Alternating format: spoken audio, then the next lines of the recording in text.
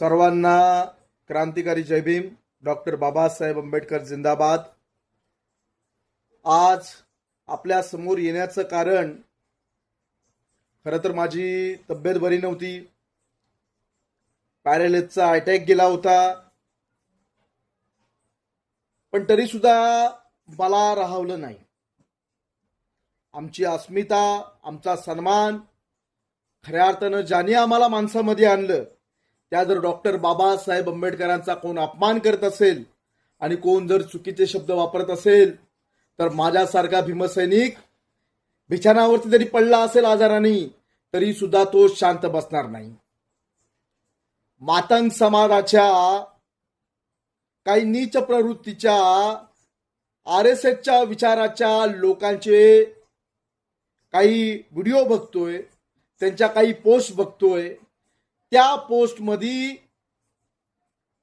या देशाचे उद्धार करते, मागांचे उद्धार करते, मागांच्या पिढ्यांचे उद्धार करते, दलितांचे उद्धार करते, आदिवासींचे उद्धार करते, इथल्या कामगारांचे उद्धार करते, आधुनिक भारताचे उद्धार करते, इथल्या आदिवासींचे उद्धार करते.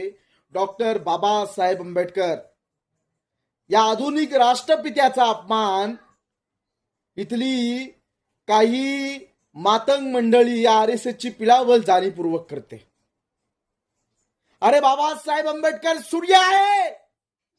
सूर्यावरती थुकल्यानं ती थुंकी तुमच्यावरती सुडेल. हराम खोरांनो, RSSच्या पिलावलींनो, आम्ही आजपर्यंत मर्यादा ठेवून होतो.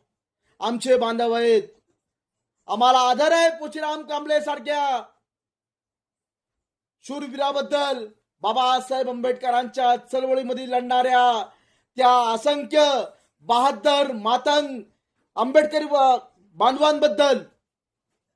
पण जर हा नीचपणा RSSच्या माध्यमातून जर असा चालू राहील, तर डॉक्टर बाबासाहेब आंबेडकरांच्या उपकाराची जाणीव असणारा भीमसैनिक हा शांत बसणार नाही. अरे थोडी तरी उपकाराची जाणीव ठेवा रे. माणसामध्ये येण्याचं काम हे डॉक्टर बाबासाहेब आंबेडकरांनी केलेलं आहे. नाहीतर अवस्था काय असती तुमची. मातंग समाजाच्या नेत्यांनी बोलताना, वावरताना, आता जर कोणतरी तो मधी म्हणाला की हा महाराष्ट्र टिळक आणि सावरकरांचा आहे, मग फुले, शाहू आंबेडकर, छत्रपती शिवाजी महाराज गेले कुठे?